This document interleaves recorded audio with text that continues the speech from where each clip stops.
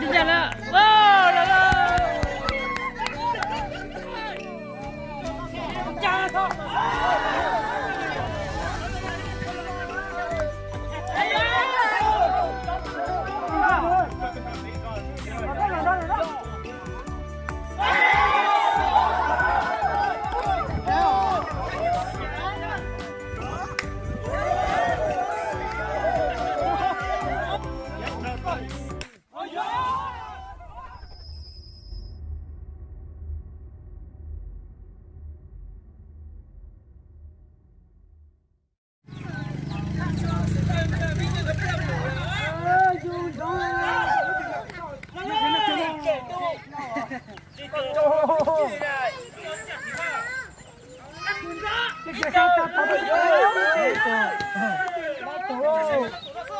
Đó không.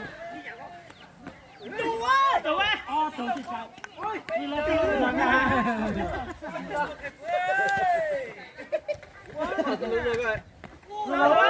Đủ ha. Đủ ha. Cái lần nào cũng tính lọc kìa. Nó. Đâu vậy? Đủ quá. Chút tí sao? Tí sao? Cho các mốc bất sang tập nó còn lọc. Thế, sao đâu? Kéo thì có gì nó không có gì thế đó. Có gì cái gì là bây giờ nó không à. Mà có thể nó như lắm nhiều rồi. Nó tốt rồi, chỉ ra món.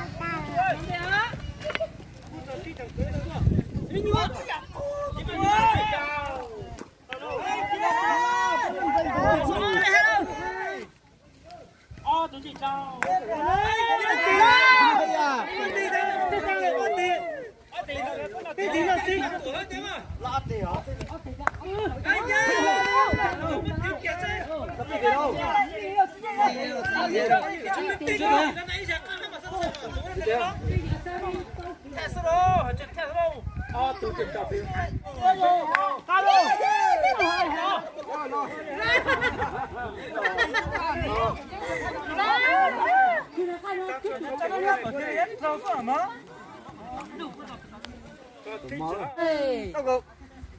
Đi ra đó. Wow, là đó. Ui giời ơi. Đi xí nữa nha. Đó đi xí rất thôi.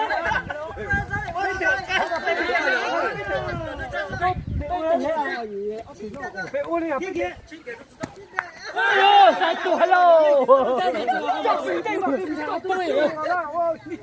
Biết cách tuổi. Đó tuổi hello. Đó tuổi kìa. Chú tới tuổi à, chú tới tuổi. Chú tới tuổi. Stop đi đây, đi stop. Cái nào đi.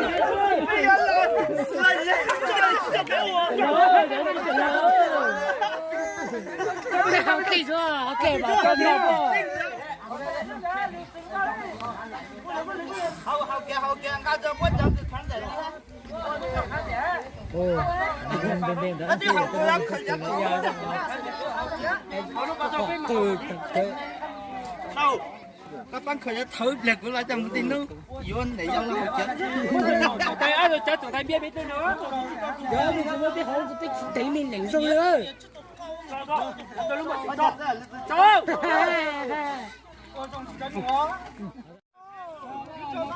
Cha không.